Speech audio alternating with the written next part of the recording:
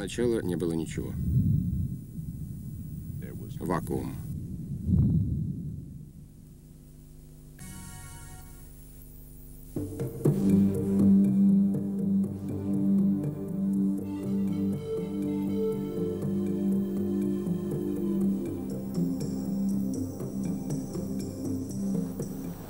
Вопрос происхождения жизни. Как появилась Вселенная и все, что мы видим на нашей планете? В чем смысл нашего существования? Привет, я Роджер Окленд. Почти все мы задумывались над этим. Когда речь заходит о вопросе происхождения, существует в основном две теории. Теория эволюции и теория сотворения. Креационизм. В 20 веке мир буквально заставили верить, что все появилось благодаря эволюции, что наша Вселенная, Земля и вся жизнь появились в результате взрыва материи и миллиардов лет развития. Однако есть и те, кто считает, что очевидные свидетельства указывают на наличие Создателя. Так как же узнать, кто прав? Какая точка зрения лучше аргументирована?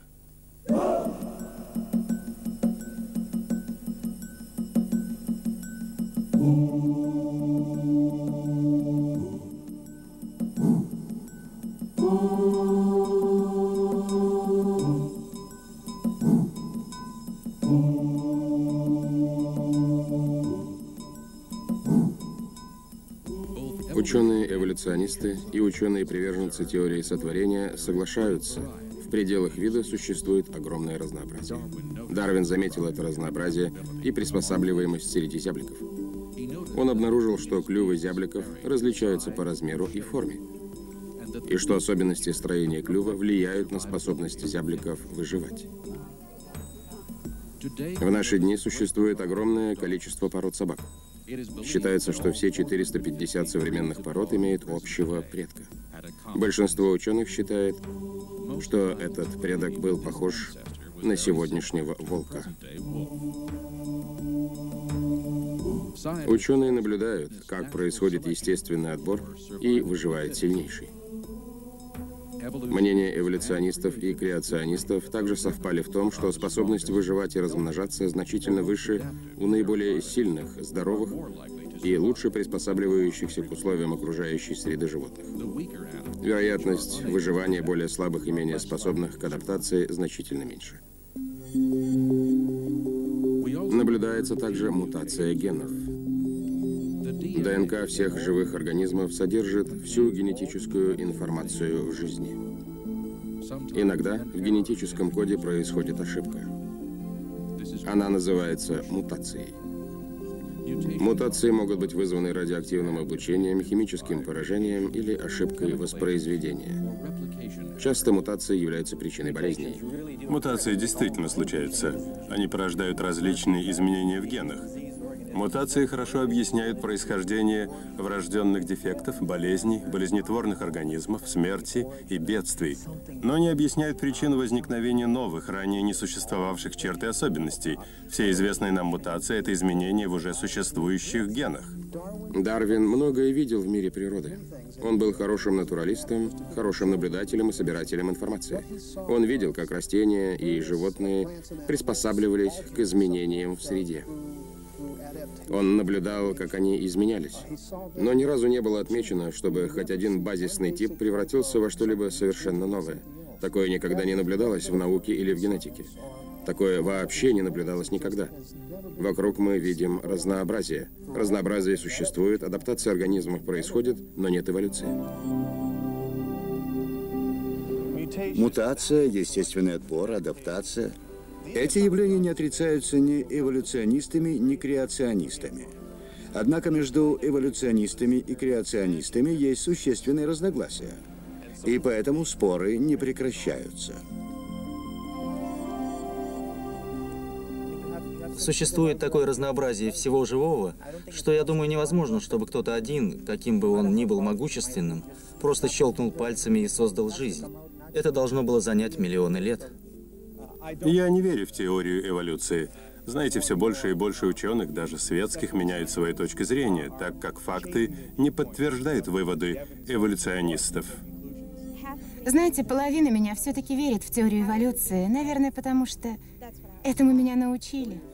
4-летнее промывание мозгов во время учебы, к сожалению, привело меня к вере в эволюцию.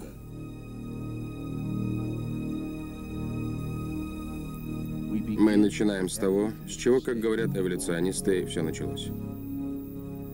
С Великого Взрыва и эволюции Вселенной. Один интересный факт об эволюционной теории. Это такая могущественная теория, и она настолько сильно привлекает к себе внимание ученых, что они применяют ее и за пределами биологии, даже к неживой природе. Применив ее к химическим элементам, звездам, галактикам, они утверждают, что Вселенная эволюционирует. Явился ли Великий Взрыв причиной формирования галактик, звезд, планет и жизни вообще? Может быть, в результате взрыва появился какой-то порядок? Образовалась ли какая-то система после этого взрыва? Я бы сказал нет. Взрывы порождают хаос и произвольное распределение частей, которые, возможно, были когда-то единым целым. Любой взрыв превращает целое в ничто и пустоту. Я не располагаю свидетельствами, подтверждающими, что взрыв или даже Великий Взрыв может породить живую материю, человека или других существ. Эволюционное мышление используется почти во всех областях науки. Область эволюционной космологии предполагает, что Вселенная — это результат случайного взрыва, произошедшего от 15 до 18 миллиардов лет назад. Я никогда не видел примеров того, чтобы в результате взрыва образовался какой-то порядок. Взрывы разрушительны, они способствуют вырождению, а не умножению. Ученые признают, что все известные взрывы уменьшают порядок и рождают хаос. Идея эволюции космоса противоречит второму закону термодинамики, который известен как энтропия. Второй закон гласит, что с течением времени Вселенная становится менее упорядоченной. С течением времени все автономно развивающиеся системы двигаются в направлении от порядка к беспорядку. Все мы каждый день являемся свидетелями энтропии, когда видим, как все старится и портится. Это разрушение структуры и порядка противоречит теории эволюции. Второй закон допускает определенное временное увеличение порядка, например, когда ребенок вырастает и становится взрослым, или когда из семени вырастает дерево. Но такое развитие возможно исключительно при наличии источника внешней энергии и механизма для сохранения этой энергии. У эволюционистов нет такого аргумента. Как сказал Карл Саган, космос — это все, что существует, и другого ничего нет. У космоса нет внешнего источника энергии, поэтому второй закон противоречит теории Великого Взрыва. Вот что мы видим в космологии. Абсолютно все приходит в упадок. Звезды сжигают свое горючее. Время от времени одна из них взрывается и образуется хаос. Упорядоченность исчезает. Единственное, что мы сегодня видим во Вселенной, это упадок. Вселенная вырождается, она идет от упорядоченности к беспорядку. Она становится все менее и менее организованной. Ученые сделали наблюдение, общее для всех областей науки. Оно в целом называется законы энтропии. То есть Вселенная была каким-то образом заведена. А теперь завод кончается. Ученые, изучающие Вселенную, говорят о конечной тепловой гибели Вселенной. В общем, из того, что мы знаем, понятно, что все во Вселенной в конечном итоге через миллиарды лет станет одинаковой температуры. Не будет разницы температур, которая может быть использована для получения полезной работы. То, что Вселенная должна была быть спроектирована и упорядочена в конечном прошлом, не ускользнуло от внимания и светских ученых. Ученый НАСА Роберт Дж. Строу сказал: «Второй закон термодинамики, примененный к космосу, указывает на то, что Вселенная останавливается как часы. Если она останавливается, значит, должно было быть время, когда она была полностью заведена. Следующий очевидный вопрос – кто ее завел?» Гордон Ван Вайлен, размышляя об этом в своей книге «Термодинамика», признается: «Второй закон заставляет меня поверить, что существует Творец, у которого есть ответ на вопрос о будущей судьбе человека и Вселенной. Мы видим только разрушение. Мы никогда не наблюдаем обновления. И это именно то, что предполагает модель создания мира. Вначале все было хорошо и совершенно, как этого хотел Бог. Но потом, когда грех пришел во Вселенную, Бог проклял все созданное, и возмездием за грех стала смерть. Не только смерть физических существ, но и смерть Вселенной. Все умирает. Солнце сгорает, орбита Луны разрушается, все находится на пути к смерти и разрушению. Эволюционисты и креационисты согласны с тем, что Вселенная конечна. Пространство, время и материя имели начало. Начиная с исследований Альберта Эйнштейна в начале века и в течение всего столетия, ученые приходили к мнению, что пространство, время и материя действительно имели начало. Наука 20 века вынуждена со стыдом согласиться с библейским повествованием. Великое открытие космологии о том, что у Вселенной было начало, подтверждено экспертами. Они называют это сингулярностью. Вы видите, что вся теория Великого Взрыва в сущности состоит в том, что вначале не было ничего. А потом это ничего вдруг взорвалось. Тот факт, что Вселенная конечна и что у нее было начало, ключевой факт, но очень затруднительный для эволюционистов, потому что он поднимает вопрос, с которым они не хотят иметь дело.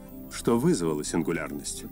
Теория сотворения мира всегда предполагала конечность Вселенной. В первом стихе Бытия написано: «Вначале сотворил Бог небо и землю». Библия также утверждает, что у времени было начало.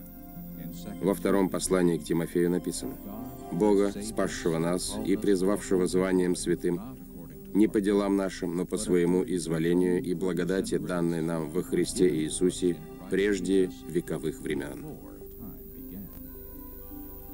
Поразительно, но Библия даже объясняет энтропию. «Вначале ты основал землю, и небеса – дело рук твоих. Они погибнут, а ты пребудешь, и все они, как риза, обветшают».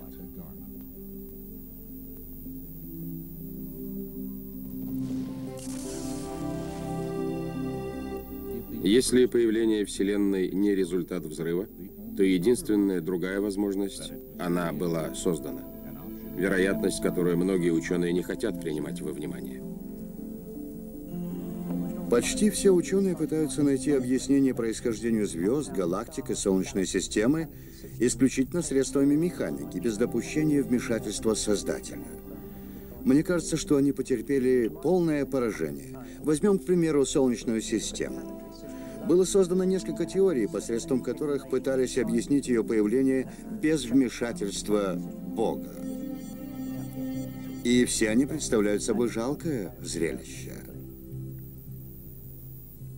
Многие наблюдения противоречат современным теориям появления Солнечной системы. Например, согласно самой популярной из них, Солнечная система сформировалась из межзвездного облака, из водоворота газа и пыли. Если Солнце, планеты и Луны эволюционировали из одного материала, то у них должно быть много общего. Но каждая планета уникальна. Казалось бы, если Солнце на 98% состоит из водорода и гелия, то Земля, Марс, Венера и Меркурий должны были бы состоять из таких же компонентов. Но эти водород и гелий составляют менее 1% этих планет.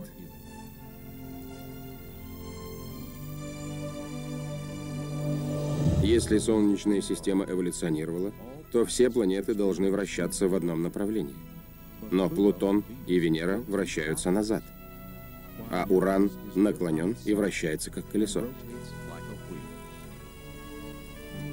Все луны в нашей Солнечной системе должны одинаково вращаться в одну сторону относительно своих планет. Но как минимум 6 из них вращаются в другую сторону. И более того, Нептун, Сатурн и Юпитер имеют луны, которые вращаются по орбитам в разные стороны. Если планета растет за счет множества маленьких столкновений, то должна возникнуть практически не вращающаяся планета, так как столкновение в известной степени нейтрализует вращение. Но несмотря на это, все планеты вращаются, и некоторые быстрее, чем другие. Появление такой большой отдаленной газообразной планеты, как Юпитер или Сатурн, ставит перед эволюционистами непреодолимое препятствие, так как газы в вакууме внешнего космоса быстро рассеиваются, и даже молодые звезды, подобные нашему Солнцу, не имеют на орбите достаточно водорода или гелия, чтобы сформировать хотя бы один Юпитер. У ученых нет ответа на вопрос, почему у 4 планет есть кольца, или почему планеты настолько уникальны. Теория происхождения Лун также абсолютно несостоятельна. Элементы Луны слишком не похожи на элементы Земли, а ее орбитальная плоскость и кольцевая орбита ясно свидетельствуют о том, что Луна была создана на своей нынешней орбите. Нет фактов, подтверждающих то, что Солнечная система могла возникнуть исключительно механическим способом. Однако, чем пристальнее ученые вглядывались во Вселенную, тем они обнаруживали больше уникальных фактов, свидетельствовавших о том, что она идеально приспособлена для существования человека, молекул, органической жизни.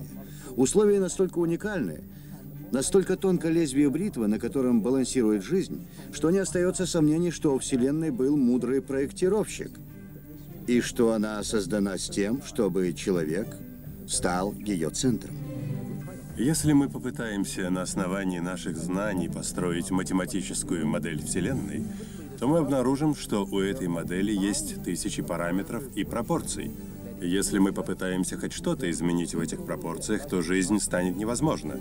Мы скоро обнаружим, что если бы Земля была хоть немного ближе или немного дальше от Солнца, то на ней было бы или слишком жарко, или слишком холодно.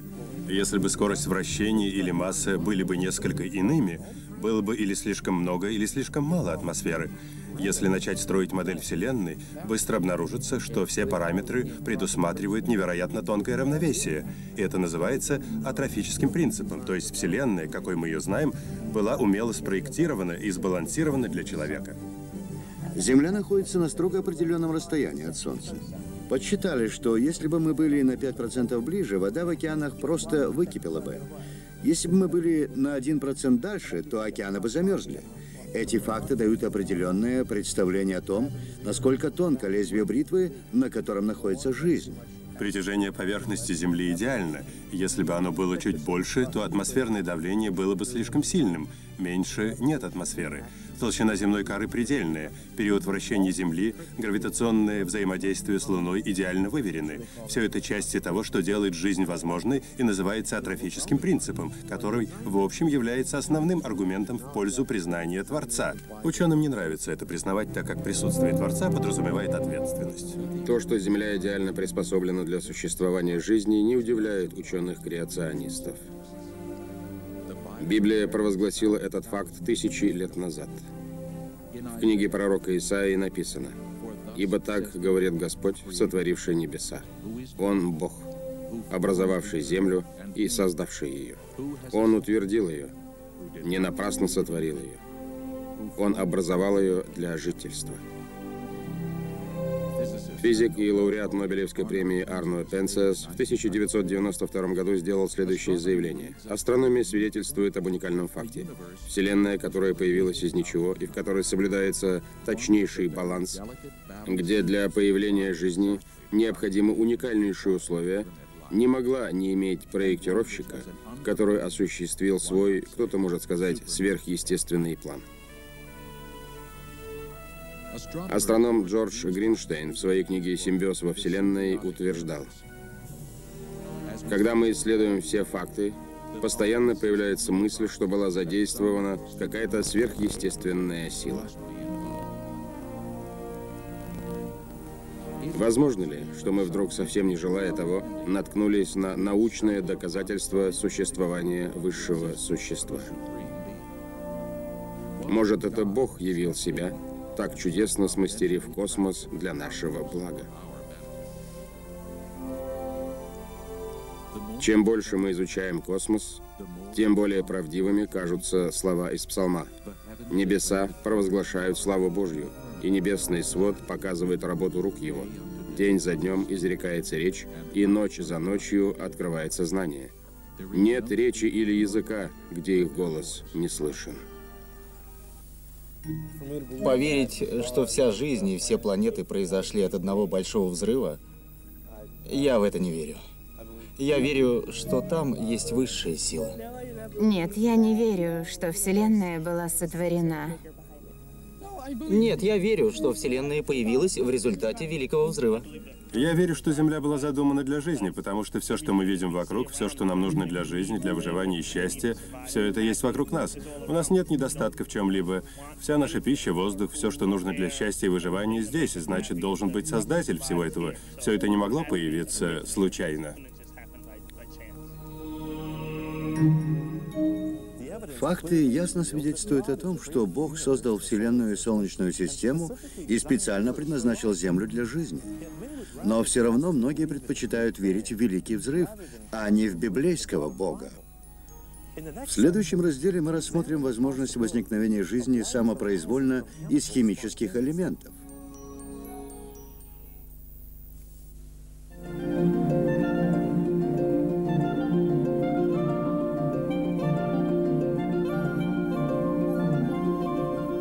Была ли жизнь результатом химической эволюции на первобытной Земле?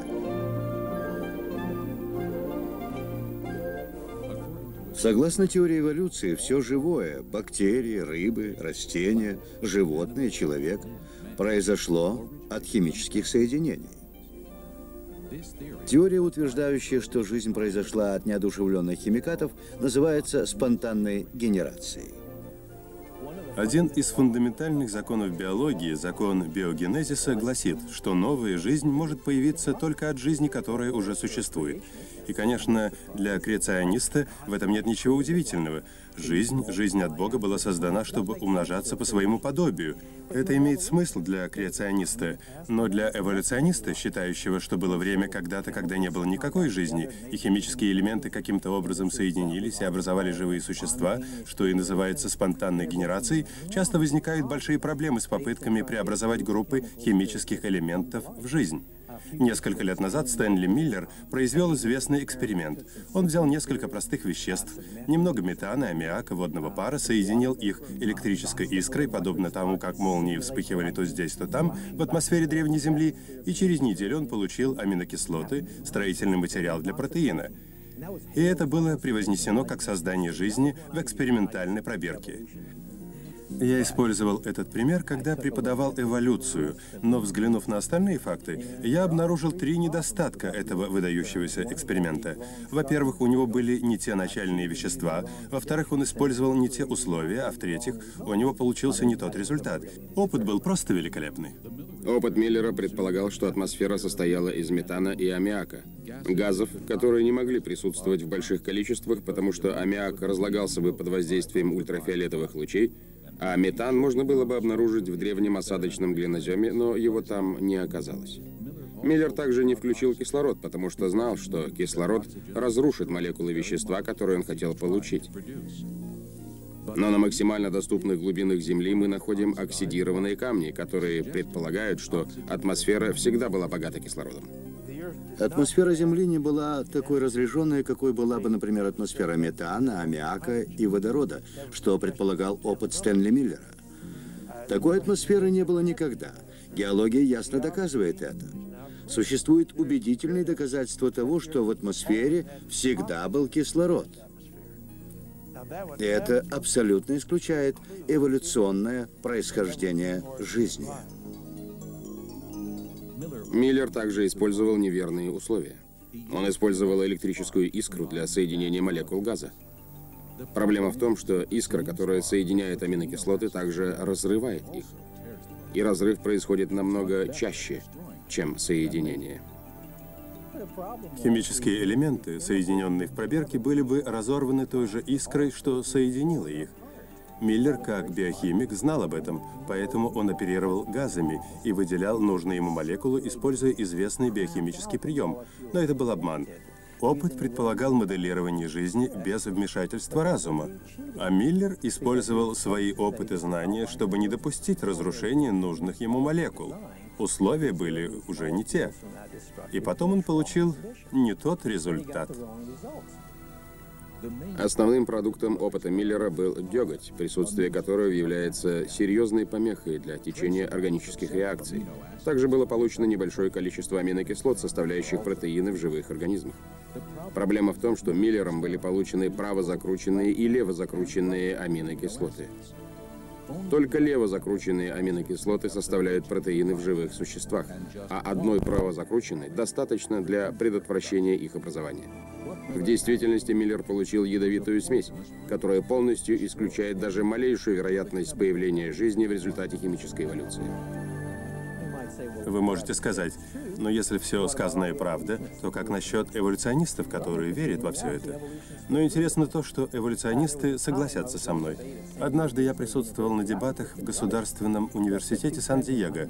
Я просто был в аудитории, но двое моих друзей, доктор Генри Моррис и доктор Дуэйн Гиш, участвовали в споре на стороне креационистов. В конце дебатов кто-то из аудитории заметил: «Леди и джентльмены, сегодня вечером своим присутствием в этой аудитории нас почтил доктор Стэнли Миллер». И Гиш объяснил, почему опыт Миллера не может произвести живое из неживого. Доктора Миллера спросили: «Вы хотите ответить на то, что доктор Гиш сказал о ваших опытах?» Доктор Миллер ответил: «Нет, он не верил в это уже давно. Он знал о существующих проблемах». Я бы сказал так. Любая теория происхождения жизни на Земле или другой планете – сказка. Эволюция учит нас тому, что такая энергия, как молния или теплота плюс материя, может иногда создавать новую жизнь. Но вся наша пищевая промышленность опровергает этот факт. Давайте исследуем банку с ореховым маслом. Оно состоит из материи и подвергается световому и тепловому воздействию. Но мы никогда не находим новой жизни внутри этой самой банки, только если она не внесена извне. Если бы теория эволюции была верна, то хоть иногда можно было бы обнаружить внутри банки новую жизнь. Приходим в магазин, открываем эту банку орехового масла, и, может быть, нечасто, но иногда есть вероятность обнаружить внутри какую-нибудь живность. Открываем банку с маслом, и никакой живности там нет. Разве вас это не радует? Вы можете посмеяться, но, надеюсь, вы этого никогда не забудете, потому что вы и я в общей сложности совершаем более миллиарда таких экспериментов каждый год и никогда неожиданно не сталкиваемся с жизнью, возникшей в герметично закрытой стерильной банке. На самом деле, работа всей пищевой промышленности основана на том факте, что эволюция не происходит. Доказательства химической эволюции становятся еще менее убедительными, если принять во внимание, что для формирования жизни нужны длинные цепи особых протеинов со строго определенным порядком следования элементов. Более того, аминокислоты обычно неохотно соединяются для образования протеинов, и наоборот, разрываются очень часто. Протеины могут состоять из 2-3 тысяч аминокислот. Это очень длинные и сложные химические элементы. Они очень похожи на компьютерную программу. Каждая аминокислота должна занимать свою позицию. Если одна из них не на том месте, то весь протеин бесполезен, как и компьютерная программа. Эти противоречия в теории Дарвина появляются, если обратиться ко времени, когда жизни еще не существовало вообще. Как появилась первая молекула протеина? Было произведено довольно много исследований, чтобы обнаружить вероятность правильного соединения протеинов. Информационные теоретики и молекулярные биологи долго возились с протеинами, выясняя, можно ли их разобрать на части и пересобрать. В результате работы обеих групп обнаружилось, что возможность случайного появления протеина такого типа и размера, какой находится в человеческом теле, настолько ничтожно мала, что фактически невозможна. Это возможно только если в распоряжении есть целая вечность. Но у дарвинистов вечности в распоряжении просто нет. Информационный теоретик, ученый Хуберт Йоки подсчитал, а биолог Массачусетского технологического института подтвердил, что возможность спонтанного формирования протеина, состоящего хотя бы из 100 аминокислот, меньше одного шанса из 10 в 65 степени. Событие настолько исключительное, что его можно сравнить с вероятностью выигрыша в лотерее, при том, что вы должны найти выигрышный лотерейный билет на улице, и затем будете продолжать находить выигрышные билеты там же на улице каждую неделю на протяжении 1000 лет. Доказательство происхождения самой первой жизни из обычных сложных химических элементов настолько сложно, что никто из эволюционистов не смог его предоставить. И это один из самых непреодолимых барьеров для теории эволюции, которые я знаю. Даже если предположить, что протеины каким-то чудом сформировались, то все равно мы все еще не можем объяснить возникновение жизни. Простейшие живые клетки нуждаются в тысячах специальных протеинов для функционирования. Некоторые ученые пытались подсчитать возможность случайного появления жизни. Сэр Фред Хойл, британский математик, используя суперкомпьютер и помощь выпускников-студентов, подсчитал вероятность случайного происхождения протеинов амебы, состоящей из 2000 протеинов. Он пришел к выводу, что возможность случайного возникновения протеинов амеб – 1 шанс из 10 в 40-тысячной степени. Вероятность в 1 шанс из 10 в 40-тысячной степени абсурдно мала. Для сравнения, возможность поймать определенный атом во Вселенной составляет 1 шанс из 10 в 80-й степени. После вычислений британский математик сэр Фредерик Хойл сказал: возможность возникновения жизни из неодушевленной материи 1 к числу 40 тысячами нулей после него. Этого достаточно, чтобы похоронить Дарвина и всю теорию эволюции. Не было первобытной массы ни на этой планете, ни на какой-нибудь другой. А если начало жизни не было случайным, то оно должно было обязательно быть результатом работы разума. Мы можем математически доказать, что эволюция – это несерьезно. Она просто не могла произойти. Ричард Доукинс, один из главных эволюционистов, в своей книге «Слепой часовщик» признает, что в ядре каждой клетки растения, животного или человека содержится больше данных, чем в 30 томах британской энциклопедии. Вся жизнь, растения, животные и люди, состоит из клеток. Каждая клетка – это город в миниатюре, в котором выполняются сложные, необходимые для существования жизни функции. Мембрана клетки самовосстанавливающаяся и состоит из определенных протеинов, которые контролируют, что происходит вне клетки, и отбирают молекулы, которые могут проникнуть вовнутрь. Эти протеины функционируют как насосная станция, контролируют поступление питательных веществ и выход переработанных. Внутри клетки мы наблюдаем поразительную сложность устройства. Например, эндоплазматическая ретикулярная ткань – это транспортная сеть с заводами по производству протеинов рибосомами. Рибосомы производят различные виды определенных протеинов, в то время как ретикулярные каналы распределяют их в определенные места. Комплекс Гольджи транспортирует протеины к внешней мембране, в то время как липосомы действуют как пищеварительные органы, которые разрушают и перерабатывают большие молекулы в такие части, какие может использовать молекула. Митохондрии – это электростанции клетки. Они производят топливо, которое поглощается клеткой. Ядро состоит из центра данных, который управляет деятельностью клетки. Внутри ядра находятся хромосомы, которые состоят из молекул ДНК, функционирующих как библиотека и содержащих всю информацию для жизни. Миллиарды инструкций закодированы в этой уникальной самовоспроизводящейся молекуле, обнаруживающей и исправляющей ошибки. Клетка могла существовать только если все эти структуры были созданы одновременно.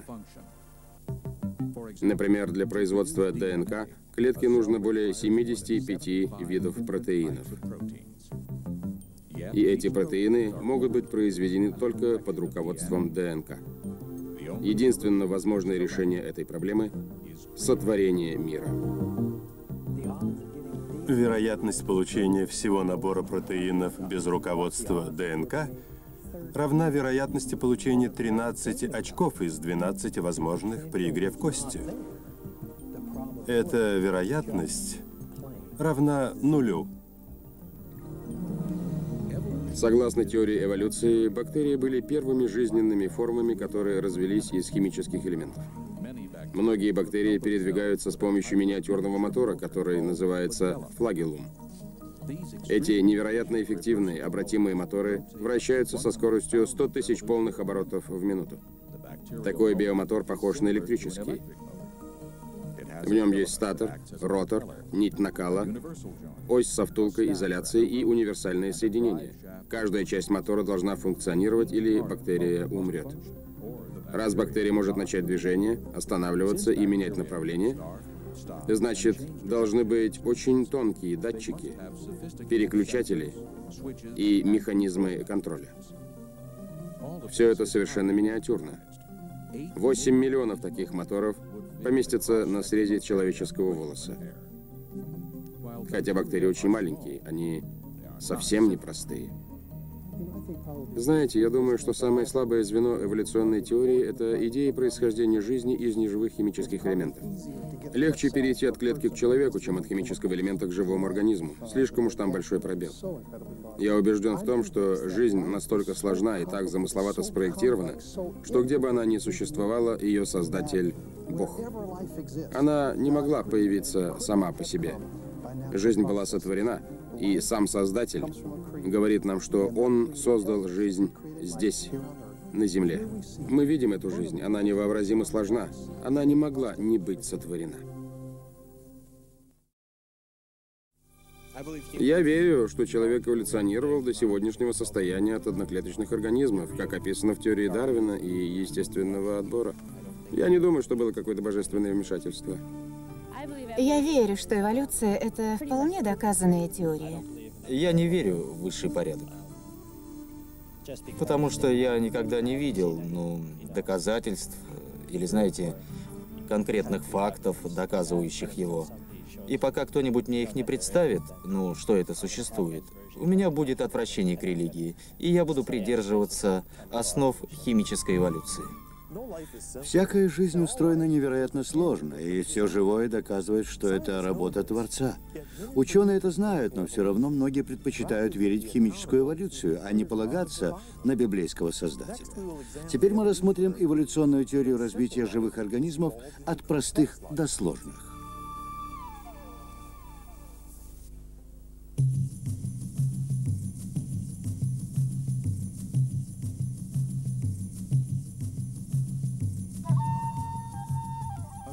Если даже предположить, что жизнь каким-то чудом появилась на Земле случайно, возможно ли, чтобы одноклеточная жизнь развилась до уровня всех сложных растений и животных, которые окружают нас сегодня? Идея Дарвина состоит в том, что развитие всего, что есть на Земле, каждого живого организма может быть отслежено до одного общего предка. Дело в том, что дарвинисты верят, что все живые существа, все биологические виды развились в результате случайной генетической мутации, то есть спонтанных изменений в ДНК, которые, как мы знаем, программирует каждый живой организм, и естественного отбора. Удивительно то, что эту теорию принимают уже больше века, хотя для ее доказательства нет абсолютно никаких очевидных фактов. Дарвин придал большое значение тому, что существуют зяблики разных размеров, большие, маленькие и средние. Он придал большое значение тому, что существуют зяблики с разными клювами, толстыми, длинными и тонкими. Дарвин предположил, что эти клювы – доказательство эволюции. На самом деле, разнообразие клювов – это результат генетической изменчивости, которая существует в природе. Если взять двух средних зябликов с клювами средних размеров и скрестить их, то получится несколько зябликов с маленькими клювами и несколько с большими. Со временем, когда эти зяблики расселяются в разных зонах, определенные размеры клювов становятся преобладающими в определенных зонах при определенных условиях. Но дело в том, что возможность появления маленьких, средних и больших клювов была заложена в исходном населении галапагосских зябликов, и причиной была разница условий окружающей среды, которая позволила ей проявиться. Это не было созданием чего-либо нового и уникального. Все эти зяблики перекрещиваются между собой, и в биологии это называется испытанием видов. Два создания, которые могут производить живых, способных к репродукции молодых особей, считаются принадлежащими к одному виду. И все галапагосские зяблики отвечают этому критерию. Поэтому на самом деле разных видов там мало. Если бы теория эволюции была верна, нам не нужно было бы волноваться за вымирание видов, так как появились бы новые. Но новые виды не появляются, и мы наблюдаем только вымирание. Чарльз Дарвин предположил, что если одному виду животных дать достаточно времени, он эволюционирует в другой. На этом основано построение эволюционного дерева, изучаемого в биологии. Но Дарвин сам признавал недостаток переходных ископаемых в каменных пластах. Дарвин писал: связующие звенья геология не обнаружила подтверждающих постепенных цепей развития. И это может быть самое очевидное и серьезное возражение, которое может быть приведено против теории. Основная проблема дарвинизма – это нахождение убедительных физических доказательств. Где искать эти доказательства? Очевидно, в каменных пластах, каменных записях прошлого, ископаемых памятниках. Ископаемые собирались сотнями лет и веков. В каждом университете и каждом музее мира миллионы ископаемых, но среди них нет промежуточных видов. Вы исследуете один слой и найдете один вид ископаемых. Вы исследуете пласт над ним и найдете другой вид ископаемых, но вы не найдете постепенных изменений. Одно из величайших доказательств творения было найдено в ископаемых записях прошлого. Например, в так называемом кембрийском каменном пласте были найдены ископаемые множество очень сложных беспозвоночных – моллюсков, улиток, медуз, червей, брахиоподов, трилобитов и многих других сложных беспозвоночных. Но нигде на Земле не было обнаружено ископаемых предков хотя бы одного из этих сложных беспозвоночных. Даже этот единственный факт развенчивает теорию эволюции. Эволюционисты утверждают, что эти беспозвоночные, в свою очередь, эволюционировали в таких позвоночных, как рыбы. Однако за последние 150 лет ученые раскопали миллиарды беспозвоночных и позвоночных ископаемых, но не нашли ни единой переходной формы. Каждый крупный вид рыбы, о котором мы что-либо знаем, появляется полностью сформированным. Нет ни одного следа предков и, конечно, никакого следа промежуточных форм, связывающих один крупный вид рыбы с другим. Этот факт сейчас известен, и эволюционисты о нем знают. Поэтому тот факт, что у рыб позвоночных и беспозвоночных не было предков, означает, что не было никаких прародителей, а эволюция невозможна. Изучение геологических записей прошлого подтверждает, что основные группы животных возникали внезапно и полностью сформированными. Мир насекомых, например, очень многообразен. Но эволюционисты не предоставляют никаких убедительных доказательств, что какие-либо группы насекомых произошли от общего предка. Такая же проблема существует и для всего разнообразия амфибий, рептилий и млекопитающих. У эволюционного дерева жизни нет ни ствола, ни ветвей. Поэтому все предполагаемые переходные виды остаются только слепыми предположениями. Иногда дарвинисты указывают на то, что они называют переходными видами. Самый известный пример, я думаю, археоптерикс, который якобы был полудинозавром, полуптицей. Проблема в том, что если вы исследуете динозавров, от которых он должен был произойти, вы увидите, что ни у одного из них не было ключицы. А у всех птиц килеобразная грудная кость, которая удерживает грудные мышцы и позволяет им размахивать крыльями. В прошлом говорили, что археоптерикс не более чем оперенная рептилия. Ну, я еще никогда не видел, чтобы в рептилию можно было воткнуть перья, пнуть под хвост, и она бы полетела. Нет, археоптерикс летал, у него были крылья. И он, конечно же, не был оперенной рептилией. Передо мной сейчас лежит статья, опубликованная в марте 1996 года в журнале «Палеонтология позвоночных», и авторы пишут: птичьи черты черепа доказывают то, что археоптерикс скорее птица, чем оперенный археозавр. Самое главное недостающее звено, конечно же, отсутствие связующих звеньев между обезьяной и человеком. Это недостающее звено наиболее интересно для всех нас. Нашли ли мы его? Но если слушать дарвинистов, можно подумать, что мы нашли много связующих звеньев. На самом деле, доказательств совсем нет. Все до сих пор найденные ископаемые были сразу или спустя некоторое время признаны останками или человека, или обезьяны, поэтому связующее звено все еще отсутствует.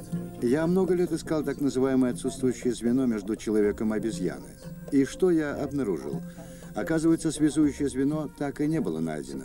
Оказывается, знаменитый скелет австралопитека, известный нам под названием скелета Люси, в действительности состоит на 40% из костей обезьяны средних размеров. По найденным костям скелета Абсолютно невозможно сделать вывод о прямохождении их владельца. Интересно то, что Люси представляют как существо определенно человекоподобное. Она очень прямо стоит, у нее человекоподобные руки и человекоподобные ступни. Я не знаю, где реставраторы взяли эти данные, потому что если изучить документ, написанный Рэндаллом Сусманом, в котором описывается тот вид, которому принадлежит Люси, там четко сказано, что у нее длинные изогнутые руки и ступни, даже более длинные и изогнутые, чем у шимпанзе. Известные анатомы пришли к выводу, что австралопитеки, род которому принадлежит Люси, были просто вымершими обезьянами, не имеющими ничего общего с людьми. Если мы разберем так называемые недостающие звенья, мы обнаружим след мошенничества, обмана и догадок. Например, вид и строение небрасского человека и его семейства были восстановлены на основании ископаемого зуба вымершей свиньи. Сейчас уже все знают, что пилтдаунский человек – умышленная мистификация, которую составили из челюсти обезьяны и черепа человека, которому придали древний вид. Неандертальцы были обычными людьми. Некоторые из них просто страдали от артрита, рахита или сифилиса. Ромопитеки, гигантопитеки и синантропы были просто обезьянами, а гейдельбергский человек и кроманьонцы были полностью людьми. Поэтому, несмотря на претенциозные заявления эволюционистов, связующего звена все же недостает. Одно из самых наиболее поразительных заявлений, которые можно услышать сегодня, это то, что ДНК человека и шимпанзе на 98,3% идентичны. И как генетик я должен признать, что такое заявление весьма остроумно, потому что такой идентичности нельзя найти даже среди людей.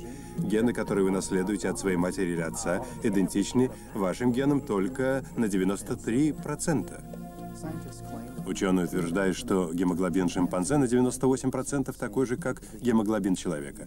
Но они не говорят, что существует множество других организмов, включая слизистые плесени, у которых гемоглобин тоже очень близок к гемоглобину человека. Ничего удивительного в том, что между человеком и шимпанзе много сходства. Мы дышим одним и тем же воздухом, у нас есть мускулы и кости, мы одинаково перевариваем пищу. Если мы были созданы одним и тем же Богом, мы можем ожидать сходства. Но давайте на минуту представим себе, что в этих данных есть хотя бы какая-то правда. Облако на 98% состоит из воды. Медуза на 98% состоит из воды. Арбуз на 98% состоит из воды. Если использовать логику эволюционистов, то можно сказать, что между облаком, медузой и арбузом нет никакой разницы. Эти 2% на самом деле говорят об огромной разнице между человеком и обезьяной. В первой главе Бытия написано, что Бог создал всех животных и растения по их роду, чтобы они множились и наполняли землю. Это именно то, что мы видим. Если бы, как утверждают эволюционисты, рептилия эволюционировала в птицу, то с кем бы спаривалась первая птица? Более того, все переходные формы были бы обречены на вымирание. Какая польза от половины крыла или половины клюва? У всех животных есть сверхсложные органы, необходимые для выживания. Например, у дельфинов и летучих мышей есть утонченный ультразвуковой локатор, который они используют для нахождения пищи. Если эти высокоэффективные сонарные системы не работают на полную мощность, животные умирают. Конечно же, научные факты неопровержимо подтверждают теорию сотворения мира. В то время как эволюционисты со своей стороны вынуждены признать, происхождение жизни и происхождение основных групп животных остается неизвестным.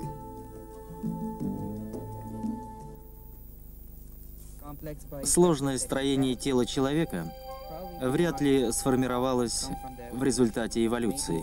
А может и так. Трудно сказать, как именно это было.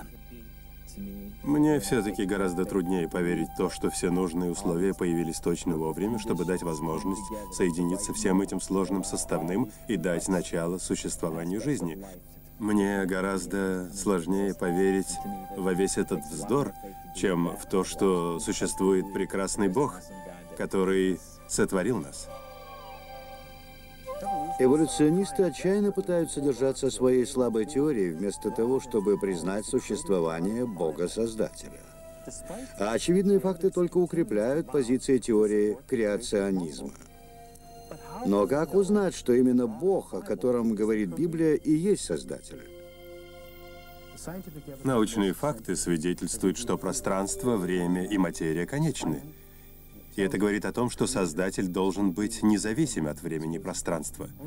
Только Библия говорит о конечности Вселенной и об абсолютной трансцендентности Бога. Он не зависит от времени и пространства. Ни одна другая святая книга на Земле не рассказывает о таком Создателе.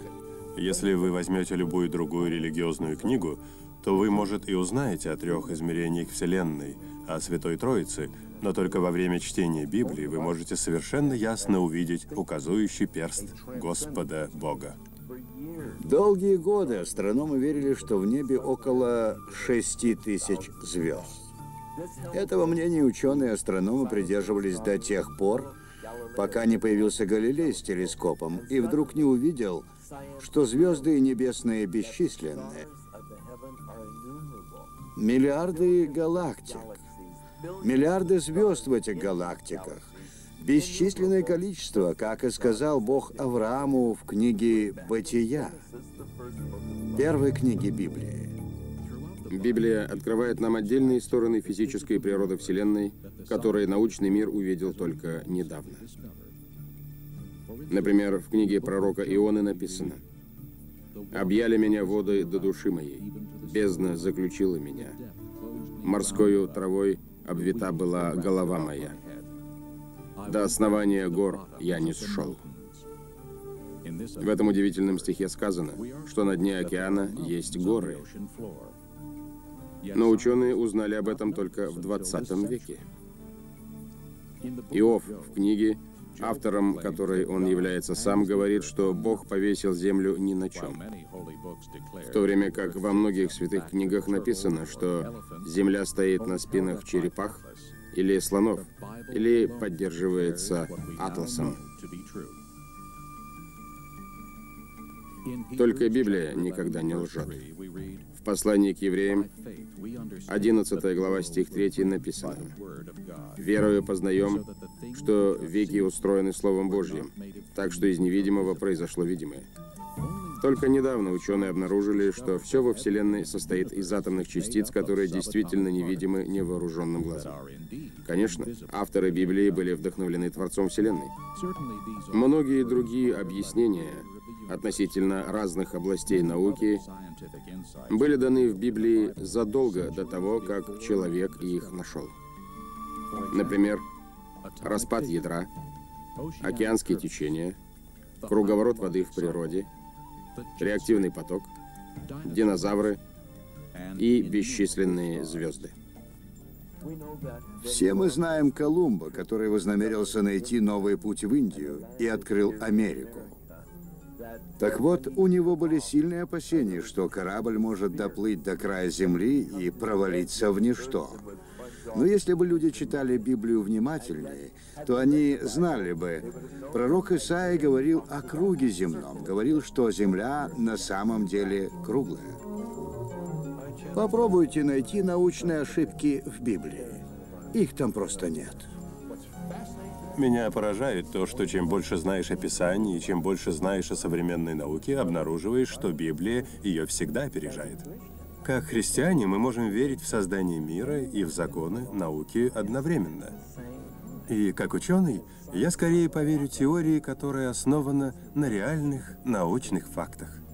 Что бы мы ни изучали, зачем бы мы ни наблюдали, мы видим, что наука подтверждает Слово Божье. Я предлагаю тем, кто утверждает, что Библия наполнена мифами, исследовать все без предупреждений. И я знаю, что вы найдете истину.